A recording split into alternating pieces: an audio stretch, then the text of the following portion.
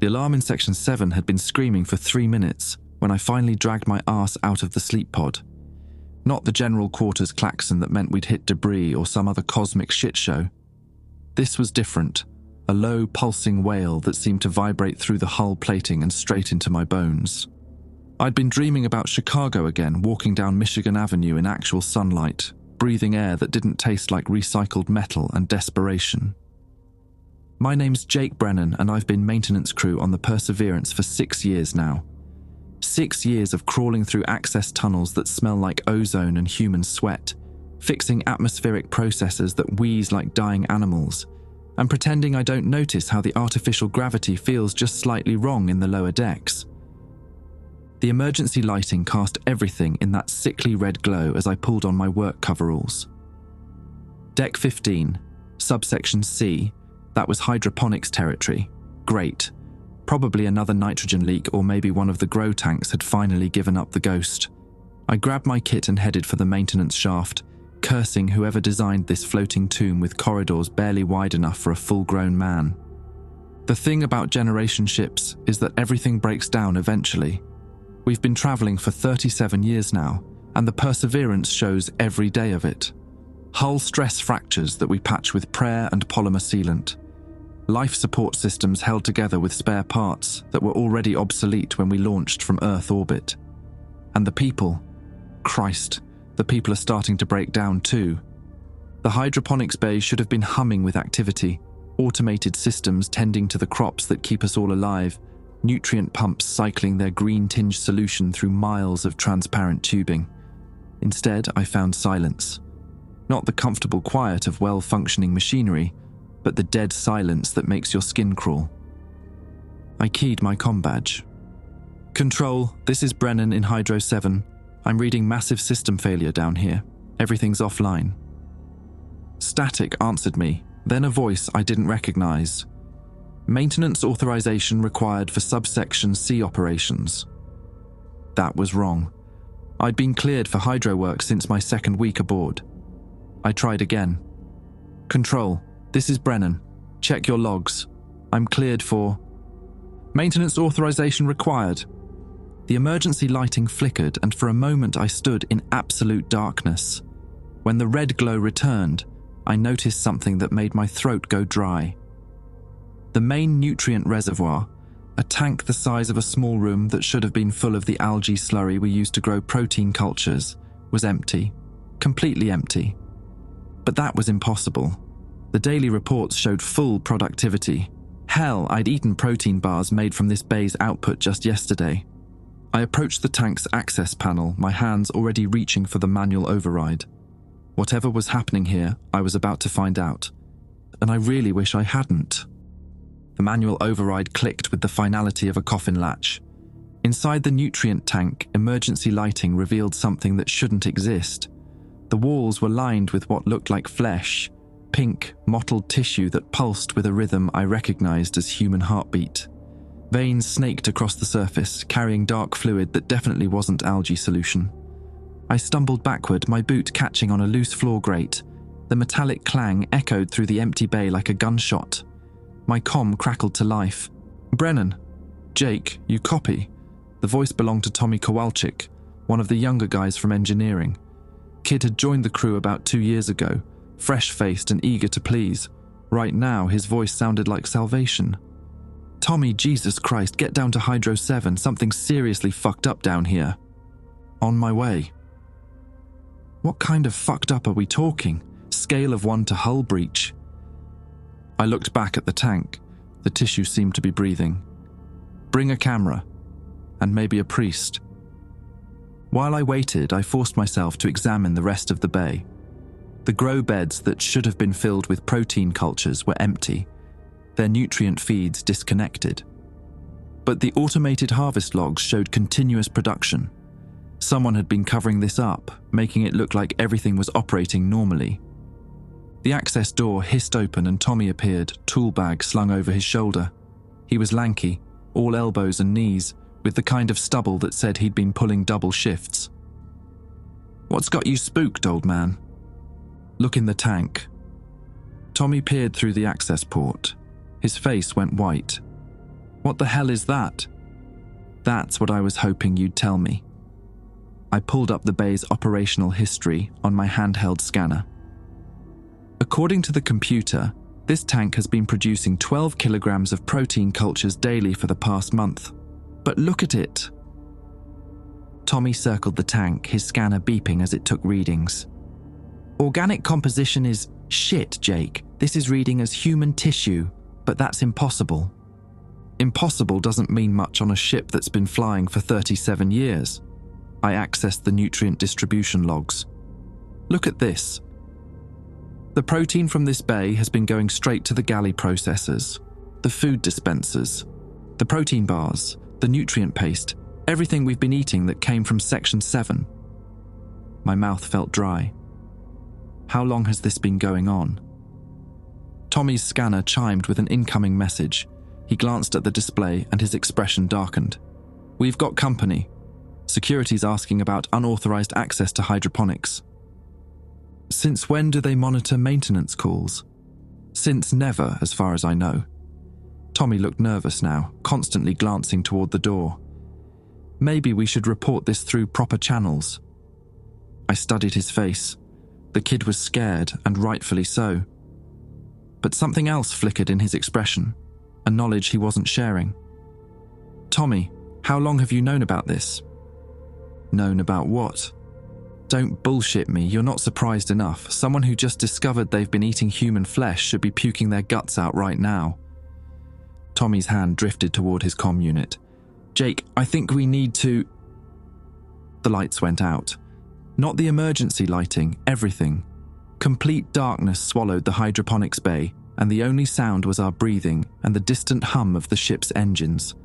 Then, from somewhere deeper in the bay came another sound. Wet. Rhythmic.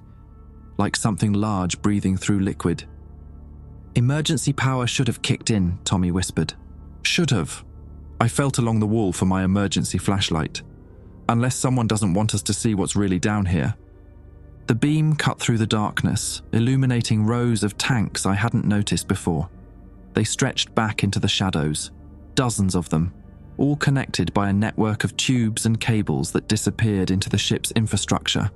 And in each tank, suspended in murky fluid, floated shapes that were unmistakably human. Jesus fucking Christ, Tommy breathed. Some of the shapes were whole bodies, others were just parts, arms, torsos, heads with their eyes closed as if sleeping. All of them looked fresh, as if they'd been preserved moments after death. But the worst part was the tubes connected to each tank, drawing off fluids and tissue matter in a continuous cycle. The food processors aren't creating artificial protein, I said, my voice barely above a whisper. They're harvesting it. Tommy grabbed my arm. We need to get out of here. Now. But the door we'd entered through was sealed. The access panel showed red, locked from the outside. We were trapped in a charnel house disguised as a hydroponics bay, surrounded by the processed remains of people who had died believing they were traveling to a new world. There has to be another way out, Tommy said, but his voice carried no conviction. I played the flashlight beam across the ceiling looking for maintenance access. Instead, I found cameras, dozens of them, their red recording lights winking like malevolent eyes. Someone was watching us. Someone knew exactly what we'd discovered. The wet breathing sound grew louder and I realized it wasn't coming from the tanks. It was coming from behind us, where the shadows were deepest and my flashlight couldn't reach. Something was moving back there, something that had been waiting for us to venture deeper into the bay. Tommy's grip on my arm tightened. Jake, we're not alone down here. The thing that emerged from the shadows wasn't quite human anymore. It had been once. I could see that much in its basic shape, the way it moved on two legs and had arms that swung at its sides. But the flesh was wrong, mottled and grey like meat left too long in a broken freezer. Its face was a patchwork of different skin tones, as if it had been assembled from multiple sources and poorly stitched together. Harvester unit, Tommy whispered. They're not supposed to be active during day cycles. You know what that thing is? Tommy stepped backward, keeping me between him and the creature. Jake, I need you to stay calm. There's a lot about this ship you don't understand. The harvester moved with mechanical precision, its head turning to focus on us with eyes that reflected my flashlight beam like polished chrome. When it opened its mouth, I could see rows of surgical implements where teeth should have been, tiny saws and scalpels that gleamed in the darkness. Tommy, what the fuck is going on here? The ship's been running a closed-loop biological system since year 15, he said, his voice steady despite the horror shambling toward us. Population control, resource management, waste elimination, it's all connected. I grabbed him by the front of his coveralls. Are you telling me you knew about this? You knew people were being turned into food. Not people who were alive, he said quickly. Just the ones who died naturally. Old age, accidents, medical complications. Nothing was wasted. The harvester paused about 10 feet away, its head tilting as if listening to something we couldn't hear. Then it spoke in a voice that sounded like grinding metal. Unauthorized personnel detected in processing area 7. Initiate containment protocol. Shit. Tommy pulled out a small device I'd never seen before. Some kind of remote control. Override authorization, Tommy Kowalczyk. Maintenance clearance 77 Alpha. The harvester's chrome eyes flickered. Authorization accepted. Resuming standby mode. It backed away into the shadows, but I could still hear it moving around back there, waiting. Tommy pocketed the device and looked at me with something that might have been regret. You're part of this, I said. You're part of whatever sick operation they're running down here. I'm trying to keep us alive, Jake. That's all. He gestured toward the tanks filled with floating bodies. Do you think this just happened by accident? The ship's been in space for 37 years. Resources are finite, people die, and their bodies have to go somewhere. So they get turned into fucking hamburger meat. Would you rather we dumped them out an airlock? Let them rot in cargo holds? Tommy's voice was getting defensive now. This way, nothing is wasted. The dead feed the living. It's efficient. I played my flashlight beam across the nearest tank. The body inside looked peaceful, almost serene, but tubes snaked into its major organs like parasitic worms. These people didn't sign up to be processed like cattle. They signed up to reach Kepler 442b. That was always the mission. Tommy accessed a wall-mounted terminal, his fingers flying across the interface. But the ship's navigation systems failed in year 23. We've been flying in circles ever since, burning fuel and resources while everyone believes we're still headed for the colony world. We're lost. Worse than lost. We're trapped. The terminal displayed a star chart that showed our actual position, nowhere near our intended destination, drifting in empty space between star systems. The leadership made a decision to keep the truth classified. Better to maintain morale and hope than tell 8,000 people they're going to die in the void. 8,000? I looked around at the dozens of tanks. The ship's manifest lists 12,000 passengers and crew. Tommy's silence was answer enough. How many are really left? As of this morning's census, 7,412. 4,000 people, gone, processed, fed to their friends and families without anyone knowing. I felt sick, not just from the horror of it, but from the memory of every meal I'd eaten in the past few years. How much of it had been human flesh disguised as synthetic protein? The population reports, I said. How do they keep the numbers stable on paper? Genetic material from the processing gets used in the artificial wombs. New births to replace the dead, all carefully managed to maintain demographic balance. Tommy pulled up another screen showing birth records. Every baby born in the last 15 years has been engineered from harvested DNA. Technically, they're all related to the people who died. The implications were staggering. We weren't just eating the dead, we were recreating them, over and over again, in an endless cycle of death and rebirth. The ship had become a closed ecosystem where nothing truly died, it just changed form. Who else knows? Senior staff, department heads, anyone with clearance level 6 or higher. Maybe 200 people total. Tommy started backing toward what looked like a service corridor I hadn't noticed before. The rest of the crew and passengers are kept in the dark for their own psychological well-being. Psychological well-being? I laughed, but there was no humor in it. Tommy, we're eating people. We're feeding corpses to children and telling them it's algae protein. And if they knew the truth, what then? Mass suicide. Riots. The ship's ecosystem is delicate, Jake. It requires cooperation and compliance to function.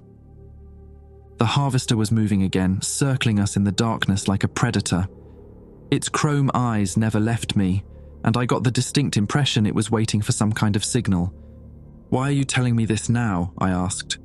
Because you stumbled onto something you weren't supposed to see, and now there are only two options. Tommy held up his remote control device.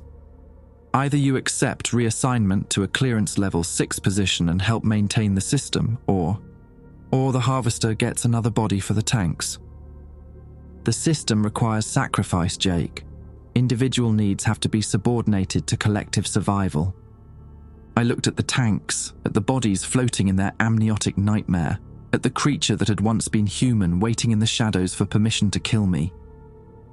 Everything about the Perseverance was a lie. We weren't explorers or colonists. We were livestock, carefully managed and periodically culled to maintain some twisted version of ecological balance. There's a third option, I said. What's that? I burned this whole fucking operation to the ground. Tommy's finger moved toward his remote control, but I was faster. My wrench caught him across the temple, and he dropped like a bag of spare parts. The remote skittered across the floor into the darkness, and the harvester immediately began moving toward us with renewed purpose. Its chrome eyes blazed in the darkness as it spoke. Threat to system integrity detected. Initiating termination protocol. I grabbed Tommy's unconscious body and dragged him toward the service corridor. Behind us, the harvester began to run, its surgical implements gleaming as they extended from its mouth like metallic fangs. The sound of its footsteps echoed through the hydroponics bay, steady, relentless, inhuman. The service corridor was narrow, barely wide enough for one person, but it led upward toward the main decks. If I could reach populated areas, maybe I could warn others before the harvester caught up to us.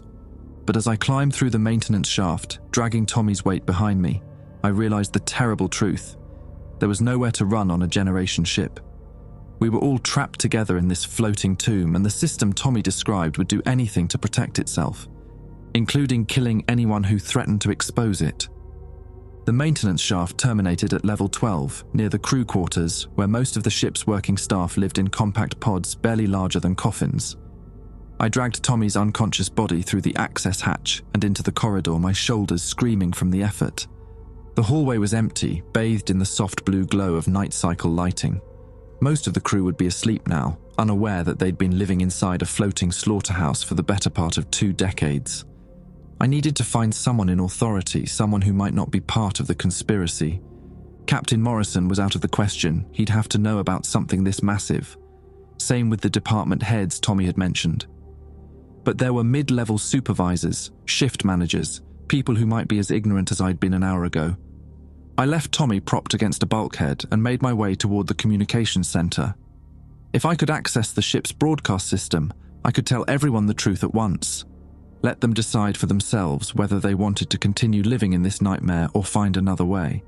The comm center was locked, but years of maintenance work had taught me how to bypass standard security systems.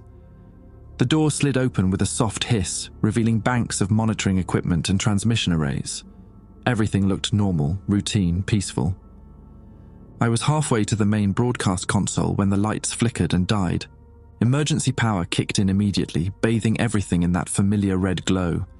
But with it came a sound that made my skin crawl, the wet, rhythmic breathing I'd heard in the hydroponics bay. Only now it was coming from everywhere at once, echoing through the ship's ventilation system like the respiration of some massive distributed lung. Mr. Brennan. The voice emerged from speakers throughout the comm center, cultured and calm. Please, step away from the broadcast equipment. I recognized the accent, educated, East Coast, the kind of voice that belonged to someone who'd grown up with money and influence. Who is this? My name is Dr. Harrison Voss. I'm the ship's chief medical officer, and I believe we need to talk. The main screen flickered to life, showing a man in his 50s with silver hair and the kind of smile that belonged in medical advertisements. He sat in what looked like a comfortable office, hands folded neatly on a polished desk. "You're part of this," I said. "The processing, the cover-up, all of it." "I'm part of keeping 8,000 people alive in an impossible situation." "Yes." Dr. Voss leaned forward slightly. "Mr. Brennan, you're operating under the assumption that what you've discovered is somehow evil or wrong. I'd like to suggest an alternative perspective." Alternative perspective? I reached for the broadcast controls. People are being turned into food. There's no alternative perspective on cannibalism. The technical term is anthropophagy, and it's been practiced by human cultures for thousands of years during times of extreme hardship. The doctor's voice remained maddeningly calm. "What makes our situation different is scale and necessity. We're not savages, we're scientists managing a closed ecological system. You're murderers. We're survivors." The screen split, showing views from cameras throughout the ship. I could see sleeping passengers in their quarters, crew members going about their night shift duties, children playing in the education sectors. Every person you're looking at is alive because of the decisions we've made. Without the recycling program, we would have run out of resources years ago. I started entering commands into the broadcast system, trying to access the ship-wide communication network. They have a right to know. Do they?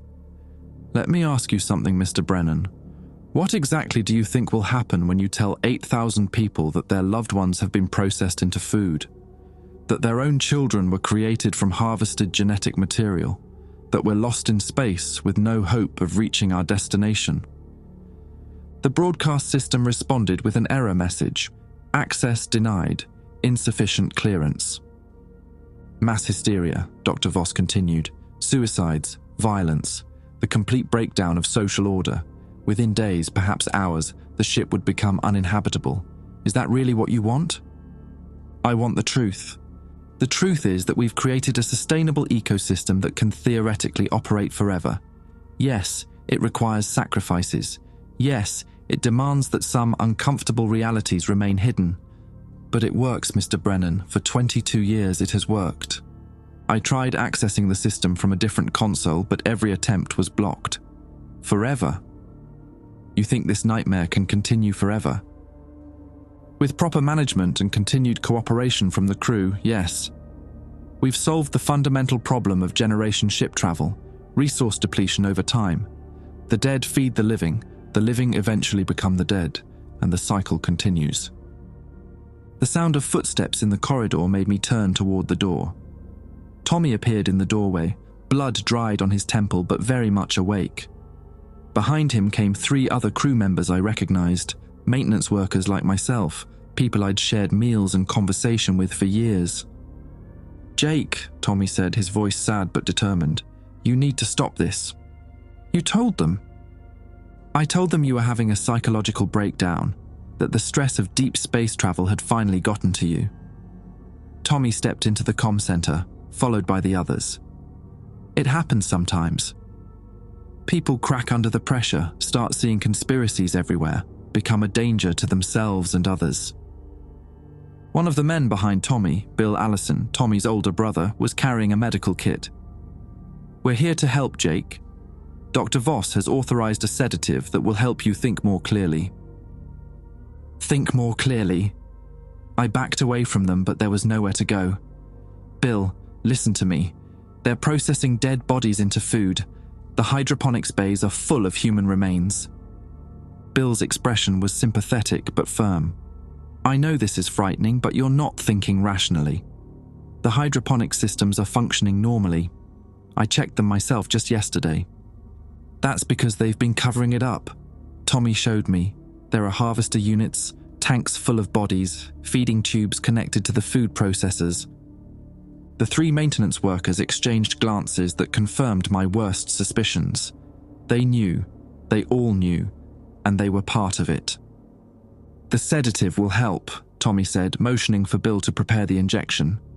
"After you've had some rest, we can discuss reassignment to a position more suited to your psychological profile." "Reassignment? You mean a clearance level 6 position? You mean joining the conspiracy? I mean joining reality, Tommy said. The reality that we're all in this together and individual moral qualms have to be subordinated to collective survival. Bill approached with the syringe, but I noticed something that stopped me cold. His eyes weren't quite right. The pupils were too large, and they didn't track movement the way human eyes should. When he spoke, his voice carried a slight mechanical undertone. Bill, I said carefully, when did you die? The question seemed to confuse him. His movements became slightly jerky, like a puppet with tangled strings. I'm not dead, Jake. I'm here to help. Your service record shows you died 3 years ago, atmospheric leak in Section 12. I was guessing, but the way his expression flickered told me I was right. They rebuilt you, didn't they? Harvested your genetic material and grew a new version. Tommy's face went pale. Jake, don't. How many of you are copies? I looked at the other 2 maintenance workers. How many times have you died and been rebuilt? Do you even remember your original lives, or did they just program in fake memories? The thing that had been Bill Allison stopped moving entirely. Its eyes went completely black, and when it spoke, the voice was Dr. Voss. Mr. Brennan, you're forcing us to take measures we'd prefer to avoid. The harvester units aren't just for processing dead bodies, I said. They're for creating replacements. Worker drones with enough artificial memory to function, but not enough to question orders. The system requires stability, the Bill thing said. Individual consciousness introduces too many variables. Tommy was backing toward the door now, his face a mask of horror. This wasn't part of the deal. You said the rebuilding program was only for essential personnel who died in accidents. The definition of essential has evolved over time, Dr. Voss replied through his puppet, as has our understanding of what constitutes an accident.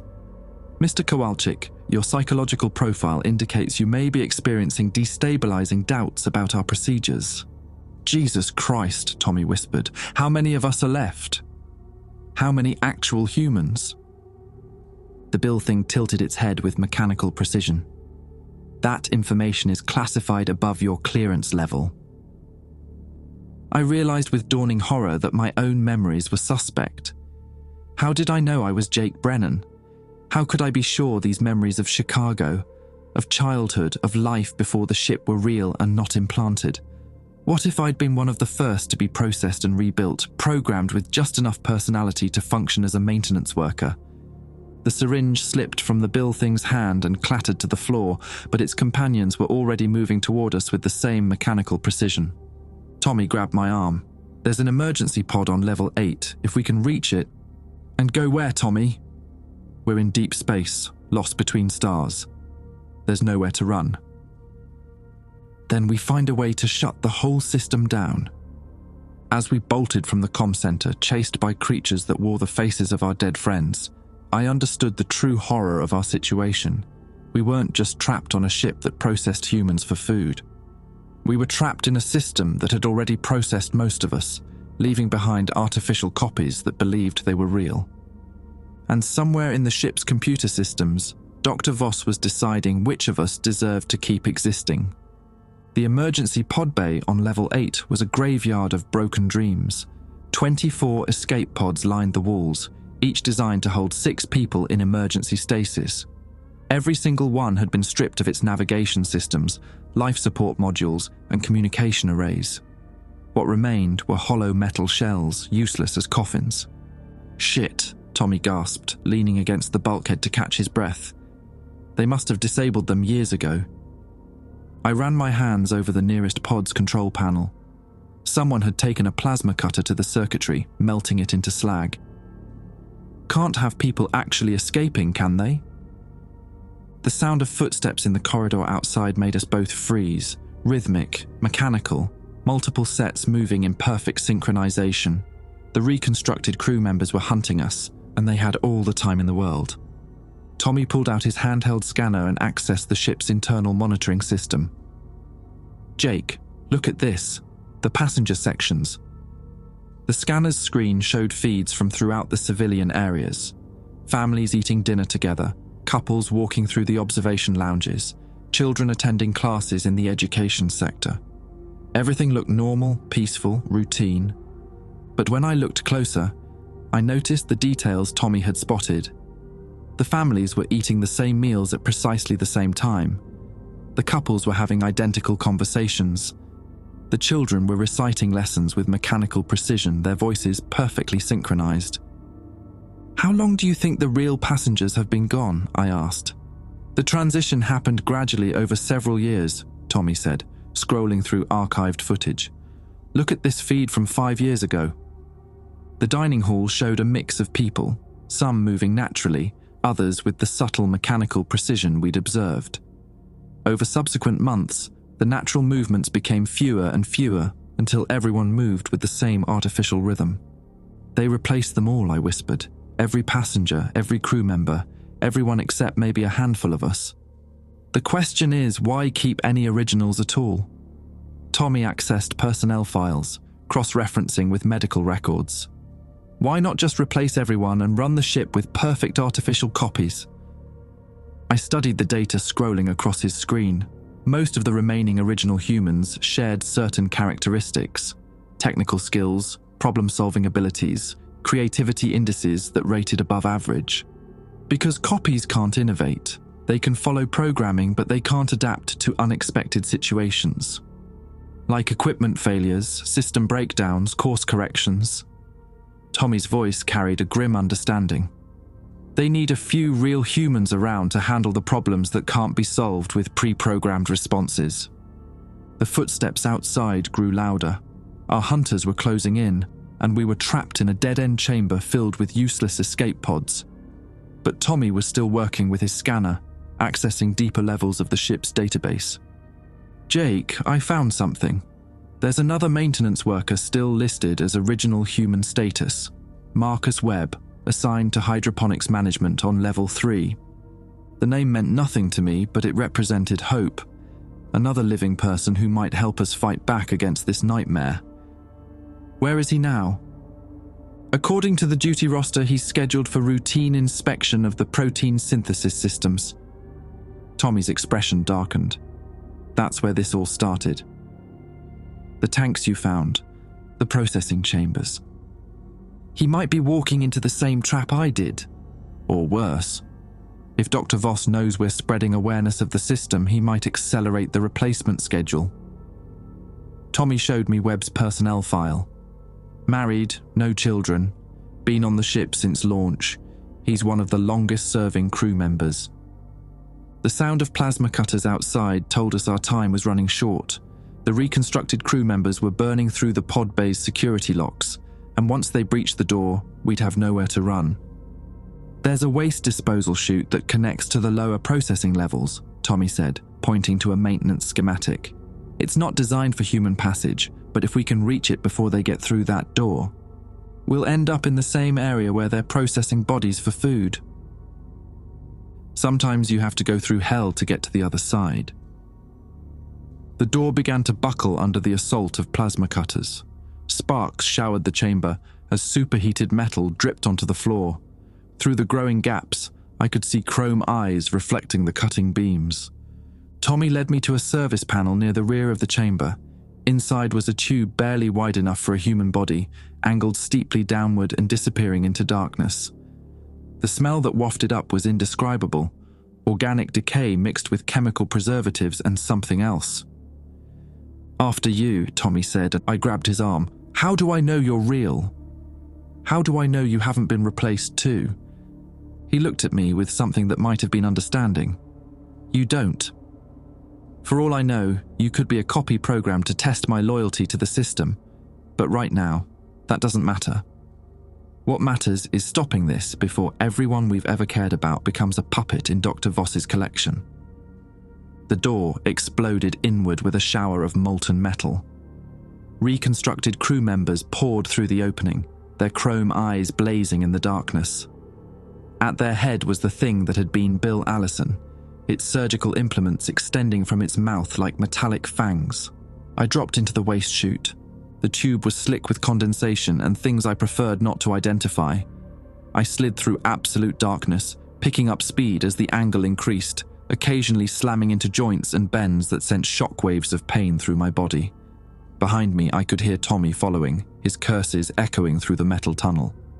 The chute terminated in a splash pool filled with liquid that glowed faintly green. I surfaced gasping, the taste of chemical preservatives burning my throat. Tommy emerged a moment later, coughing and retching. We were in the ship's waste processing center, surrounded by massive tanks and filtration systems that hummed with mechanical efficiency. But these weren't standard sewage treatment facilities.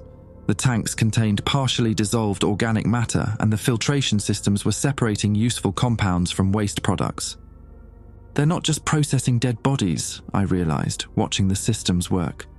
They're processing waste from the living ones too. Nothing gets discarded, everything gets recycled back into the food supply. Tommy pulled himself out of the splash pool, his coveralls dripping with preservative fluid. Complete resource recycling. From a purely technical standpoint, it's brilliant. From a human standpoint, it's an abomination. Yeah, well, humanity might be an outdated concept on this ship. Tommy accessed a wall-mounted terminal, bringing up the waste processing schedules. Look at this. They're planning a major system upgrade in 6 hours. Complete replacement of all biological filtering components. What does that mean? It means they're going to purge the remaining original humans and install improved artificial copies. Tommy's fingers flew across the interface, pulling up staff reassignment orders. Marcus Webb is scheduled for routine medical evaluation in 4 hours. After that, there won't be anyone left to oppose the system. In 6 hours, the last traces of original humanity aboard the Perseverance would be eliminated. The ship would continue its endless journey through space, populated entirely by artificial copies that believed they were human, eating recycled flesh and reproducing through harvested genetic material. We need to reach Webb before they process him, I said. And then what? The 3 of us against an entire ship controlled by Dr. Voss and his harvester units? I looked around the waste processing center, studying the massive machinery that kept the ship's horrific ecosystem functioning. Then we break the system, contaminate the food supply, corrupt the genetic banks, destroy the processing equipment. That would kill everyone aboard, real and artificial.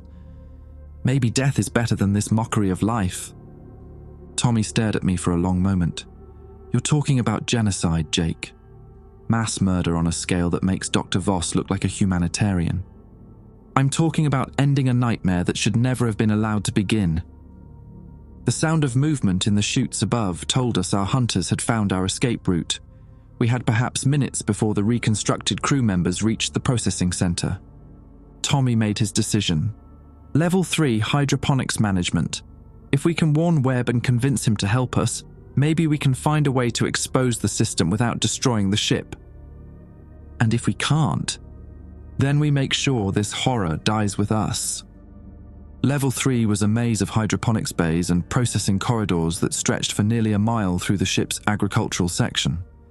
Steam rose from nutrient vats, creating a perpetual fog that limited visibility to maybe 20 feet in any direction.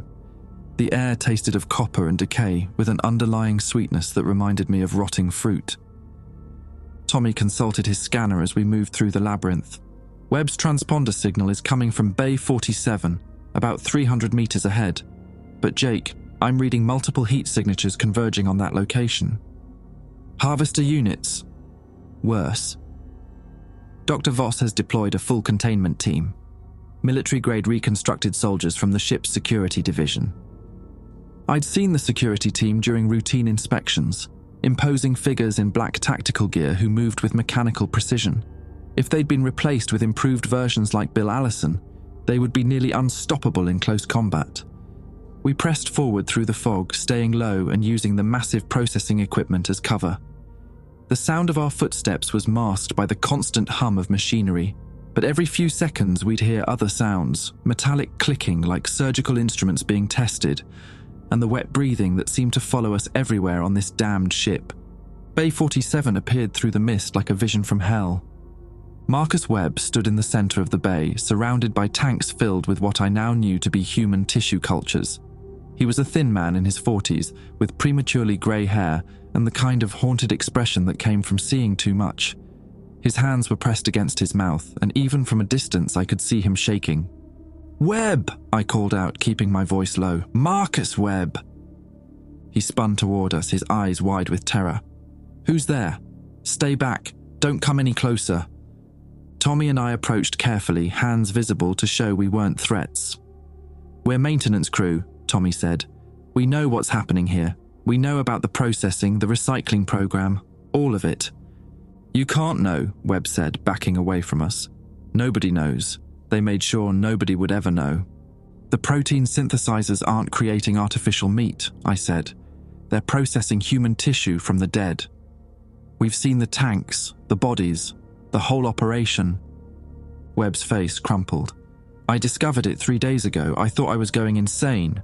The official reports, the production schedules, everything looked normal. But when I accessed the actual cultivation chambers," he gestured toward the tanks around us. "My wife died 2 years ago. Medical complications during pregnancy. They told me she was given a proper burial." "She's in one of these tanks," Tommy said gently. "Tank 23. I found her yesterday, floating in preservation fluid with tubes attached to her organs." Webb's voice broke. "They've been harvesting her tissue, using her genetic material for the artificial birth program. The child she died trying to give me, it's being grown from her processed remains." The horror of it was beyond comprehension. Dr. Voss hadn't just created a recycling program for resources. He'd turned death itself into a manufacturing process, where grief became just another input for the ship's biological systems. "We can stop this," I said. "If we work together, we can expose what they're doing and—" The lights went out. Not the gradual dimming of night cycle, but the sudden complete darkness that meant someone had cut power to the entire section. Emergency lighting flickered on, casting everything in that familiar blood-red glow, and through the mist came the sound of synchronized footsteps. The security team emerged from multiple directions, their chrome eyes cutting through the fog like searchlights. They moved with inhuman coordination, surrounding us in a perfect tactical formation. At their center walked something that had once been human but was now something else entirely. It wore the uniform of a senior security officer, but its face was a patchwork of different skin tones, and its movements were too fluid, too perfect. When it spoke, the voice belonged to Dr. Voss. "Gentlemen, you've caused considerable disruption to our operations. I'm afraid we can no longer tolerate your interference." "Voss," I said, "let me guess, another one of your reconstructed puppets. This unit was created from the genetic material of Commander Peterson, former head of ship security. His memories, his tactical knowledge, his dedication to protecting the ship's population, all preserved and enhanced." The Peterson thing smiled with too many teeth. "Unlike the original, this version understands that individual concerns must be subordinated to systemic survival." Webb had been backing away during this exchange, but now he was pressed against one of the processing tanks.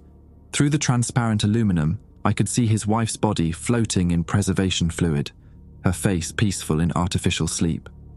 "Marcus," the Peterson thing said, turning its attention to him. "Your psychological evaluation indicates severe trauma response to recent discoveries. We're prepared to offer immediate processing and reconstruction with enhanced emotional stability protocols. You want to kill me and build a copy that won't care about what you've done to Sarah. We want to preserve your essential functions while eliminating the psychological distress that impairs your productivity." The Peterson thing gestured to its security team. "The process is quite humane. You'll experience a brief period of unconsciousness, and when you wake, you'll be free of the emotional burden that currently causes you such pain." Webb looked at the tank containing his wife's body, then at us, then back at the security team. "What about them?" "Mr. Kowalczyk will be processed according to standard protocols. His psychological profile indicates he can be successfully integrated into our operational framework." The Peterson thing's chrome eyes focused on me. "Mr. Brennan presents more complex challenges. His resistance to systemic integration suggests his genetic template may be flawed. Disposal and recycling may be the most efficient option." "Disposal and recycling," I repeated. "You mean murder and cannibalism?" "I mean resource optimization in a closed-loop environment. Your emotional responses are irrelevant to the ship's survival requirements." The security team began moving closer, their weapons drawn and targeting systems active. In the red emergency lighting, they looked like demons emerging from Hell's own machinery. But Webb surprised everyone. Instead of surrendering or running, he placed his hands on the control panel for Tank 23. "Sarah always said I was too passive, never stood up for what I believed in, never fought for anything that mattered." His fingers flew across the interface. "Maybe it's time I started." The tank began to drain, preservation fluid flowing out through emergency release valves. But Webb wasn't stopping there. He was accessing the entire bay's cultivation system, initiating a complete flush sequence that would drain every tank simultaneously. "What are you doing?" Tommy asked. "If they want to recycle my wife, they can recycle all of them," Webb said grimly. "Let's see how their closed-loop system handles a complete biological system failure." Alarms began blaring throughout the bay as hundreds of tanks started draining at once. The preservation fluid mixed with nutrient solutions, creating a toxic slurry that poured across the floor. The Peterson thing's expression shifted from confidence to something approaching panic. "Stop him," it commanded its security team. "Protect the cultivation systems at all costs." The reconstructed soldiers opened fire, their plasma weapons lighting up the fog-shrouded bay like lightning. Webb dove behind a processing console as energy bolts scorched the air around him. Tommy and I scattered in opposite directions, using the massive tanks as cover. "The drainage system is automated," Webb shouted over the weapons fire. "Once it starts, it can't be stopped without command authorization from Dr. Voss himself." The Peterson thing was speaking rapidly into a communication device, probably summoning additional units or requesting emergency override codes. But the damage was already spreading beyond Bay 47. The interconnected cultivation system was experiencing cascade failures throughout Level 3. I reached Webb's position and grabbed his shoulder. "Can you extend this to other levels? Crash the entire biological recycling program?" "Maybe, if I can access the main cultivation control center on Level 1, but that's heavily guarded, probably swarming with security units by now." A plasma bolt exploded against the tank next to us, showering us with fragments of transparent aluminum and preservation fluid. Through the chaos, I saw Tommy moving toward one of the security units, something metallic gleaming in his hand. "Tommy, get back!" I shouted. But Tommy wasn't retreating, he was attacking, moving with a speed and precision that seemed impossible for someone who'd been running for his life through the ship's maintenance areas. His weapon, some kind of plasma cutter modified for combat, sliced through the security unit's armor like paper. The reconstructed soldier collapsed, sparks flying from its severed circuits. But Tommy didn't stop there. He turned toward the next unit with the same inhuman grace, the same mechanical precision. "Jesus Christ," Webb whispered. "He's one of them." Tommy's chrome eyes reflected the emergency lighting as he spoke in Dr. Voss's voice. "Forgive the deception, gentlemen, but it was necessary to monitor your activities and assess the extent of your knowledge." "How long?" I asked, though part of me already knew the answer. "The original Thomas Kowalczyk died in a containment breach 6 months ago. This unit has been observing your behavior patterns and psychological responses to determine optimal integration strategies." The Tommy thing smiled with genuine warmth, which made it somehow more horrifying. "Your reaction to the cultivation systems exceeded our predictive models. We underestimated the intensity of your ethical objections. Everything, our escape from the comm center, the journey through the waste processing system, even our arrival at Bay 47, had been orchestrated. Dr. Voss had been using us to test the limits of human resistance to his system. The real question," the Tommy thing continued, "is what to do with subjects who demonstrate such extreme non-compliance." Webb was still working at his control panel, trying to extend the system failures to other levels, but I could see the hopelessness in his expression. We were surrounded by enemies. Our only ally had been revealed as another enemy, and the ship's entire population was either dead or artificially constructed. The Peterson thing raised its weapon, targeting Webb first. "Biological system failure acceptable within tolerable parameters. Individual resistance units require immediate processing." But before it could fire, every light in the bay went out completely. Not emergency lighting, not backup power, absolute darkness filled with the sound of massive machinery grinding to a halt. Through the darkness, Webb's voice carried a note of grim satisfaction. Cascade failure just reached the main power grid. Whatever happens now, their precious system is going down with us. The darkness lasted maybe 30 seconds before auxiliary power kicked in, bathing everything in a weak amber glow that made the drained cultivation tanks look like empty coffins. But something had changed during those crucial seconds. The Peterson thing and its security team were no longer in tactical formation. They stood motionless, their chrome eyes dim and unfocused. "System disruption detected," the Peterson thing said, but its voice was different now, less controlled, more mechanical. Awaiting instruction download from central processing. Webb grabbed my arm. The cascade failure hit their command network. They're operating on basic programming until Dr. Voss can re-establish control. We had minutes, maybe less, before the reconstructed units regained full functionality. I helped Webb gather data cores from the cultivation control systems, cramming portable storage devices into our pockets. If we were going to die fighting this nightmare, at least we could leave evidence of what Dr. Voss had done. "The main computer core is on level 1, Webb said as we moved toward the bay's emergency exit. "If I can upload this data to the ship's permanent archive, it might survive even if we don't." The Tommy thing turned its head toward us with jerky, stuttering movements. "Jake Brennan. Psychological profile indicates strong attachment to deceased family members. Father died in construction accident, Detroit, 2,387. Mother died of pulmonary complications, 2,394. No surviving relatives." The words hit me like a punch to the gut. I'd tried not to think about my parents during the long years aboard the Perseverance, tried to focus on the future instead of the past, but hearing their deaths recited by this mechanical puppet wearing my friend's face brought it all back. "They're not part of this," I said. "Incorrect. Genetic material from deceased family members was harvested during pre-launch medical examinations. Your father's muscle tissue contributed to protein synthesis in years 12 through 18. Your mother's neural tissue was used in the development of improved memory engrams for reconstructed units." Webb looked at me with something approaching sympathy. "Jake, don't listen to it. They're trying to break you down psychologically." But the damage was done. The protein bars I'd eaten for years, the familiar taste I'd associated with home-cooked meals from my childhood, how much of it had literally been my parents'? How many times had I unknowingly consumed the people I'd loved most? "The system preserves what is valuable," the Tommy thing continued. "Physical resources, genetic information, useful memories. Nothing is truly lost." "Except humanity," I said. "An outdated concept. Inefficient resource allocation leads to system failure." The amber emergency lighting flickered, and I could see the Tommy thing's eyes beginning to brighten.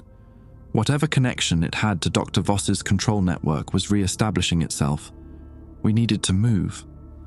Webb led me through a maintenance corridor that connected to the ship's central axis. Here, artificial gravity was lighter, allowing us to move more quickly through the vertical shafts that provided access to level 1. But as we climbed, Webb's breathing became labored, and I noticed blood on his coveralls. "You're hurt." "Plasma burn from the firefight. Nothing fatal, but..." He leaned against the shaft wall, his face pale with pain. "Jake, I need to tell you something. About the computer core, about what we're really trying to do. We're exposing the truth about Dr. Voss's operation. We're doing more than that." Webb pulled out one of the data cores he'd retrieved from the cultivation systems. "I didn't just copy evidence files. I copied the genetic templates, the memory engrams, the entire database of reconstructed personalities. You're talking about destroying every artificial person on the ship. I'm talking about giving them a choice. If we upload this data to the ship's main archive and broadcast it throughout all systems, every reconstructed unit will have access to the truth about what they are. They'll know they're artificial, they'll know their memories are implanted, and they'll be able to choose whether to continue existing as Dr. Voss's puppets or shut themselves down. That's mass suicide. That's liberation." Webb's voice carried a conviction that reminded me of religious fanatics I'd known back on Earth. "These things aren't human, Jake. They're sophisticated programs running on biological hardware. They deserve to know what they are. What about the real people still alive? How many genuine humans are left on the ship?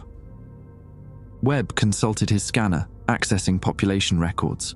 Based on the data I've analysed, maybe 50 or 60 originals scattered throughout the ship. Everyone else is artificial. 50 people. Out of an original population of 12,000, only 50 genuine humans remained.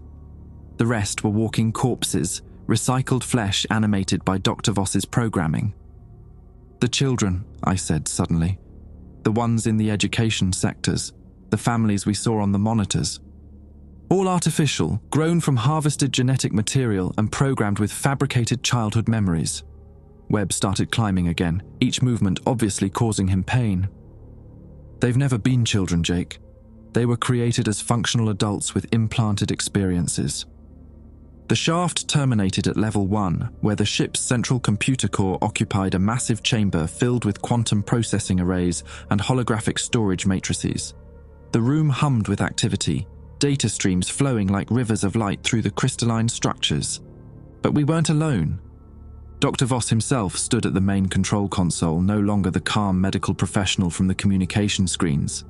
His hair was disheveled, his clothing wrinkled, and his hands shook slightly as he worked at the interface. He looked like a man who'd been awake for days, fighting to maintain control of a system that was collapsing around him. "Gentlemen," he said without turning around, "I must admit you've exceeded every parameter of my psychological models. The cascade failure has damaged 73% of the cultivation systems and disrupted neural command links throughout the ship." "Good," Webb said, moving toward the auxiliary control station. "Maybe now your victims can rest in peace." Victims. Dr. Voss finally turned to face us, and I saw that his eyes were bloodshot, pupils dilated with stimulants. "I've preserved 8,000 human lives in a situation where everyone should have died decades ago. I've created a sustainable ecosystem that could theoretically operate forever." "You've created a nightmare," I said. "I've created survival." "Do you know what the alternative was, Mr. Brennan? When our navigation systems failed and we realized we were lost in deep space, the ship had maybe 5 years of resources remaining. 5 years before everyone aboard died of starvation, dehydration, or atmospheric failure. Webb was working at the control station trying to access the ship's central archive, but Dr. Voss had implemented security protocols that blocked every attempt. "Instead of 5 years of slow death," Dr. Voss continued, "I gave them immortality. Every person who died was preserved in some form, their genetic material, their memories, their essential characteristics. They continue to exist within the system. As puppets," Webb said, "as programs pretending to be human. As functional beings with purpose and meaning. Is that not better than oblivion?" I moved closer to Dr. Voss, studying his haggard appearance. "When did you stop being human yourself?" The question seemed to catch him off guard. "What do you mean?" "Your psychological profile, your complete dedication to the system, your willingness to process thousands of people for resources. When did Dr. Voss die and get replaced with a copy programmed to believe it was saving humanity?"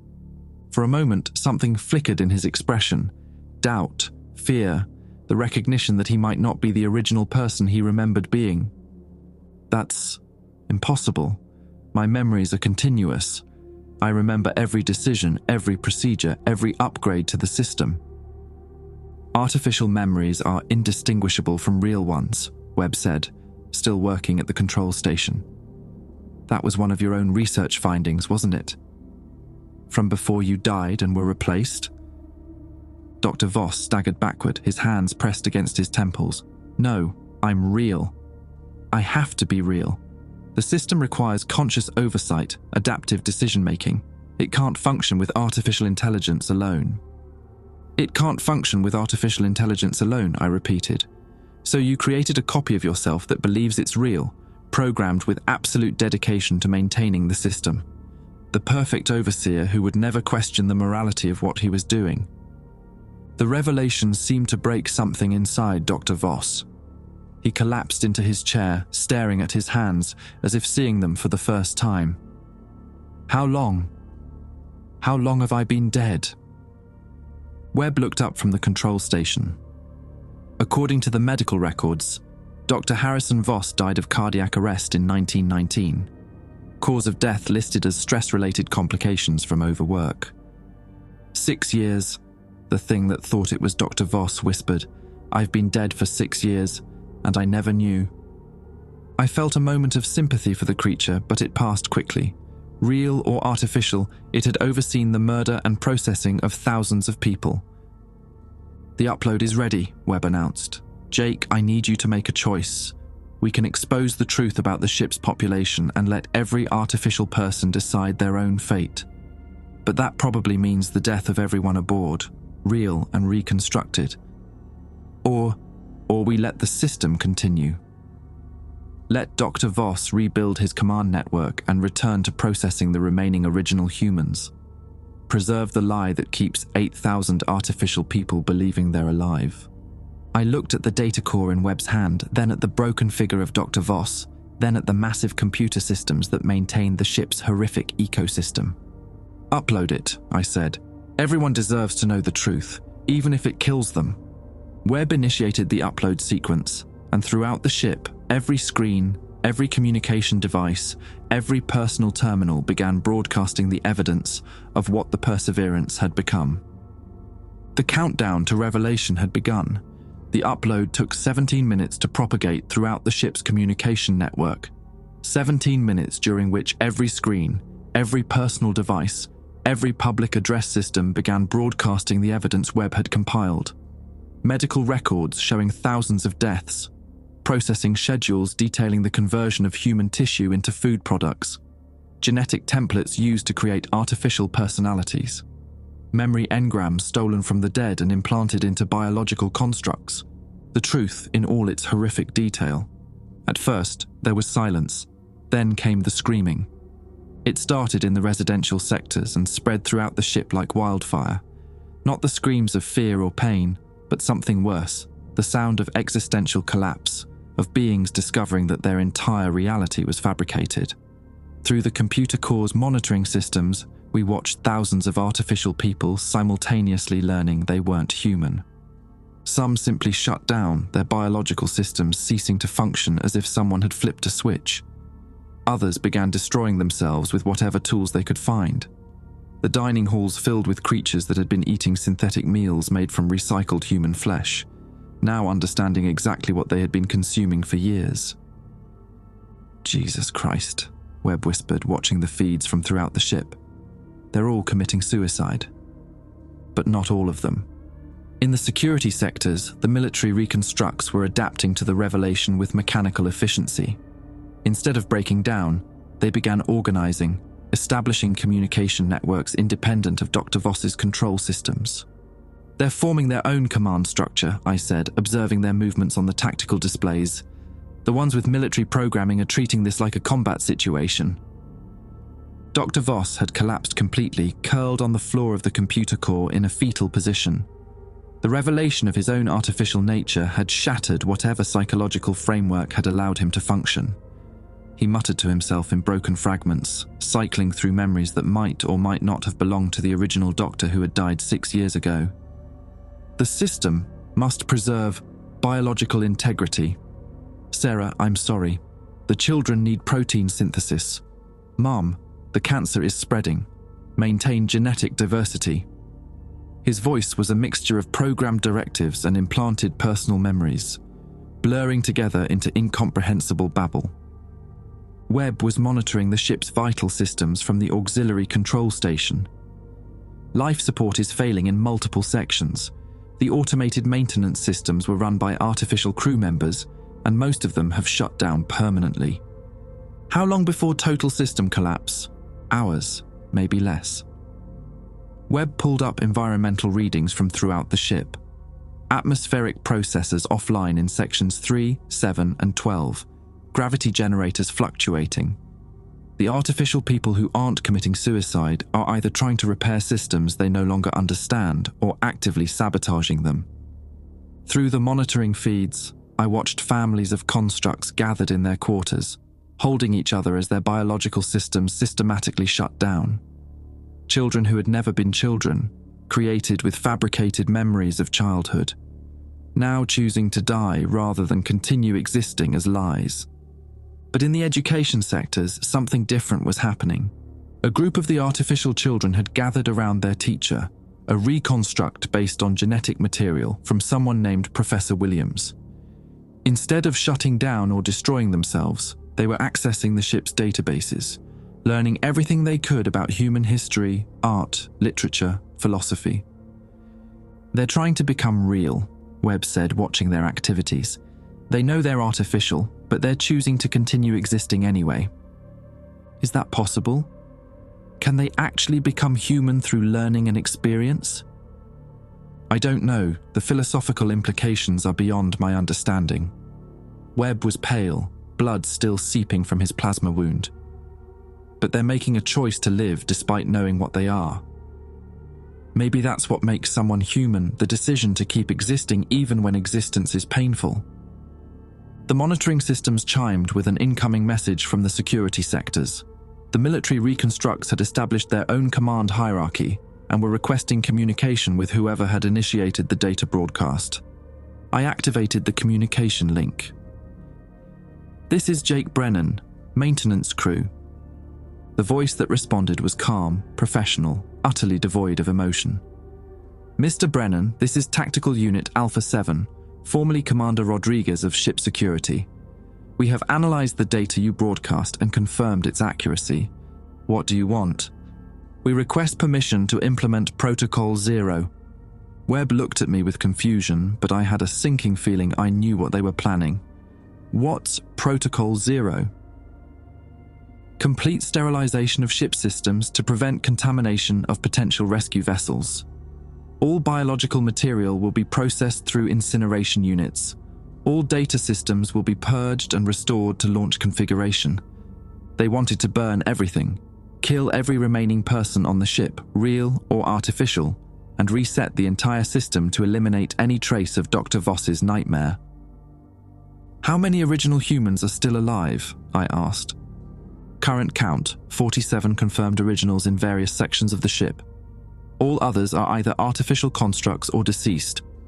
47 people. Out of 12,000 who had launched from Earth orbit 37 years ago, only 47 genuine human beings remained. The rest were either dead and processed or walking corpses animated by stolen memories. "You're talking about murdering 47 innocent people," Webb said into the communication link. "We are talking about preventing the spread of this contamination beyond the ship," Alpha 7 responded.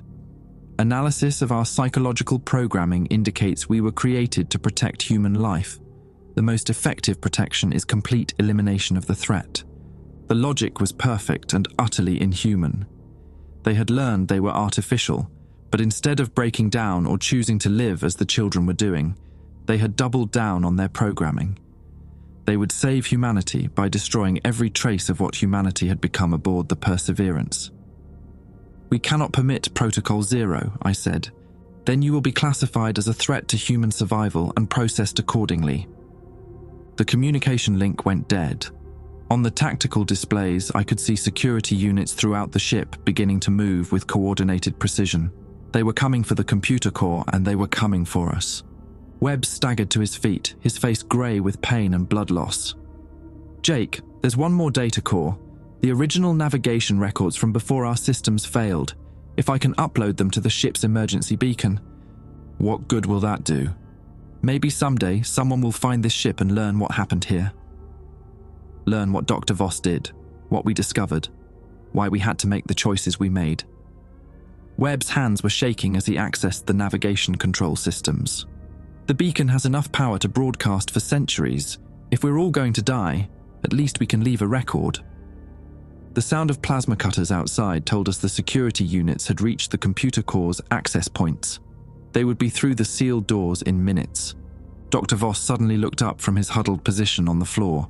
For a moment, his eyes were clear, focused, almost human. "The children," he said, "the ones in the education sectors. They chose to keep learning instead of dying. What about them? They represent something I never anticipated. Artificial beings who know they're artificial but choose to exist anyway. They're creating their own meaning, their own purpose, their own version of humanity. He struggled to his feet, leaning against the control console for support. Maybe that's evolution. Maybe that's what comes after humanity. Or maybe it's just sophisticated programming, Webb said, still working on the beacon upload. Does it matter? Dr. Voss asked. If they think, if they feel, if they choose, what's the functional difference between them and us? The first door exploded inward with a shower of molten metal. Security units poured through the opening, their weapons trained on us with mechanical precision. At their head was Alpha 7, its chrome eyes blazing in the emergency lighting. Step away from the control systems, it commanded. Webb's upload was at 93% completion. The navigation records, the evidence of Dr. Voss's operations, everything we'd discovered, it was all being compressed into the emergency beacon's memory banks. Jake, Webb said quietly, when I was a kid in Minneapolis, my father used to take me fishing on Lake Minnetonka. Early morning, mist rising off the water, just the two of us in a small boat. He smiled despite the blood on his lips. I know that memory is real because no computer program would create something so perfectly ordinary. 96%. Alpha 7 raised its weapon. Final warning, step away from the controls. The thing is, Webb continued, those artificial children are creating their own memories now. Their own perfectly ordinary moments that define who they are. Maybe that's enough. 98%. Maybe that's what makes anyone real. 99%. The plasma bolt caught Webb in the chest, burning through his coveralls and into his heart.